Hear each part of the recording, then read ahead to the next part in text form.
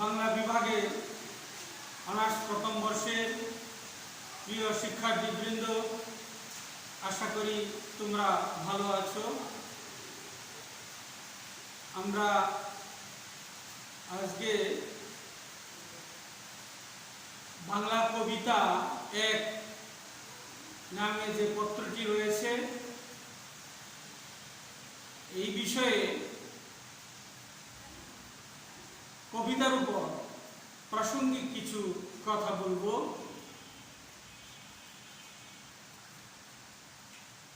সাহিত্যের শক্তিশালী এবং প্রথম মাধ্যম হলো কবিতা। বাংলা সাহিত্যের প্রাচীন ও মধ্যযুগ পুরোটা জুড়েই ছিল কবিতা।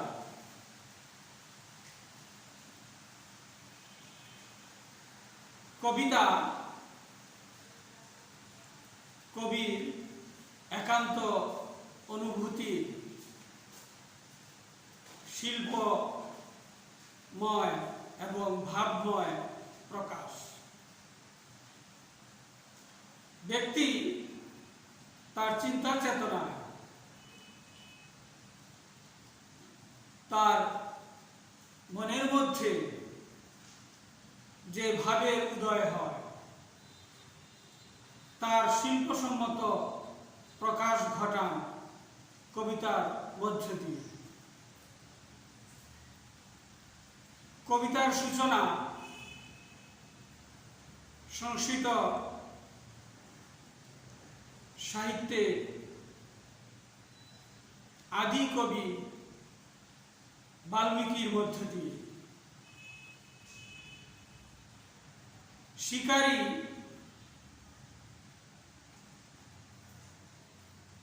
ক্রৌঞ্চ মিথুনরত ক্রৌঞ্চ পাখিকে শিকারী যখন বধ করে তখন তার দুঃখে কাতর হয়ে বাল্মীকির মুখ দিয়ে স্বতঃস্ফূর্তভাবে শ্লোক বেরিয়ে আসে এবং সেই শ্লোক কবিতার মর্যাদা লাভ করে এবং সেখানে আনন্দের বহিঃপ্রকাশও পাওয়া যায়। এজন্য বলা হয়ে থাকে, our sweetest song are those that tell of saddest thought। আমাদের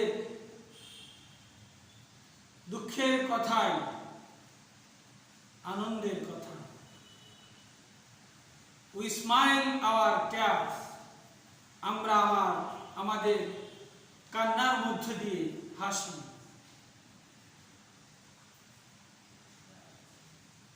সাহিত্যের অন্যান্য শিল্প মাধ্যমের চেয়ে কবিতা ভিন্ন, কবিতা ব্যতিক্রম।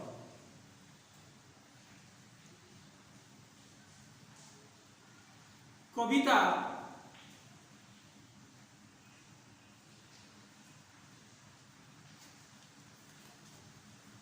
কবি কোলরিজ কবিতা সম্পর্কে বলেছেন, best word to the best order.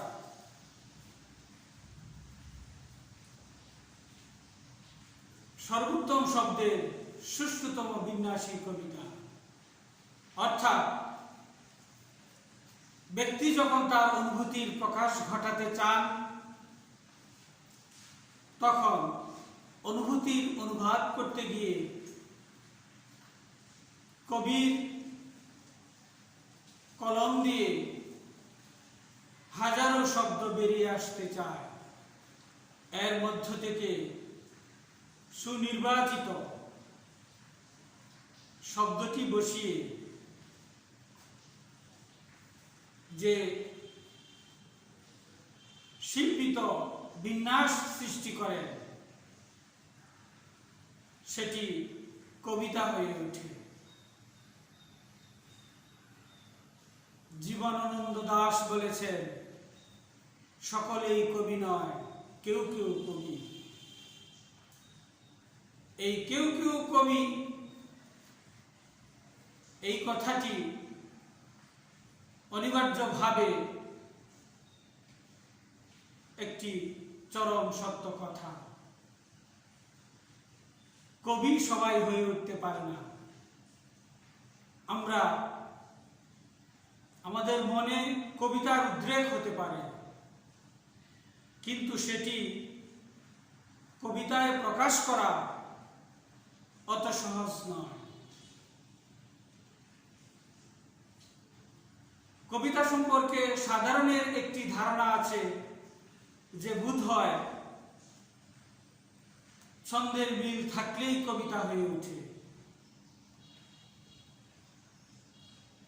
অর্থাৎ দুই লাইনের মধ্যে লাইনের শেষে একটা মিল থাকলে এইভাবে মিল বিন্যাস নিয়ে লেখা হলে কবিতা হয়।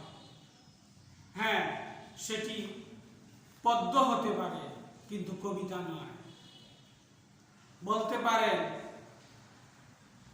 পদ্য আর কবিতা কি সে তার মধ্যে পার্থক্য? ছন্দবদ্ধ অন্তমিলযুক্ত কোনো রচনা সেটি পদ্যে উন্নীত হয়, কিন্তু তার মধ্যে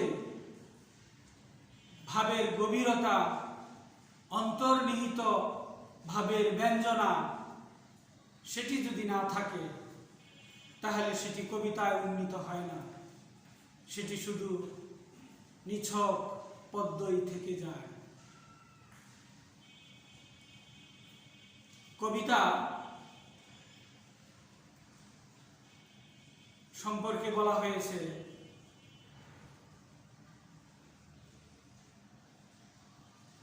poetry is a spontaneous overflow of powerful feelings। এটি ওয়ার্ডসওয়ার্থের কথা। পাওয়ারফুল ফিলিংস, আমাদের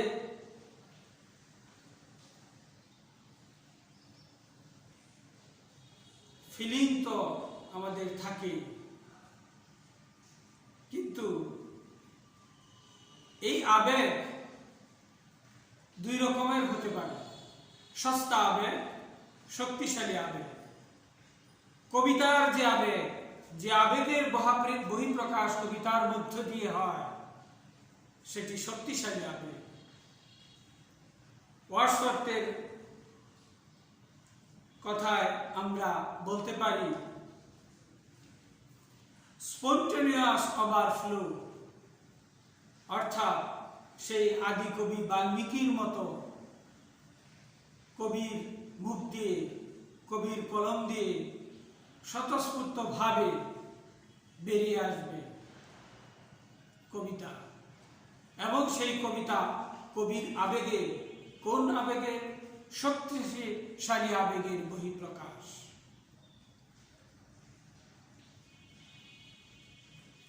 কবিতা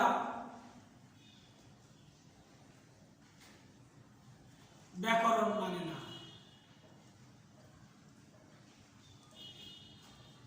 বাক্য গঠন প্রণালী বা সিনট্যাক্স মানে না। কবিতার আলাদা একটি ধ্বনি সৌন্দর্য আছে, ধ্বনি মাধুর্য আছে, সেটি হয়ে ওঠে কবিতা।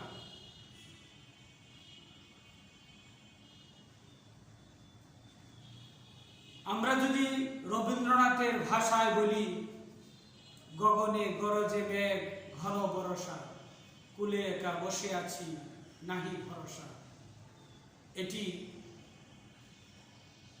কবিতার লাইন, কবিতার উদ্ধৃতি। কিন্তু আমি যদি বলি গগনে ঘন মেঘ গর্জায়, কুলে একা ভরসাহীন বসে আছি, তাহলে সেটি কবিতার হয়ে ওঠে না, কবিতা থাকে না। কবিতার বিন্যাস করে বোঝানোর বিষয় নয়, সেটি হৃদয় দিয়ে উপলব্ধি করার বিষয়। এইখানে তোর দাদির কবর ডালিম গাছের তলে, 30 বছর ভিজায় রেখেছি দুই নয়নের জলে।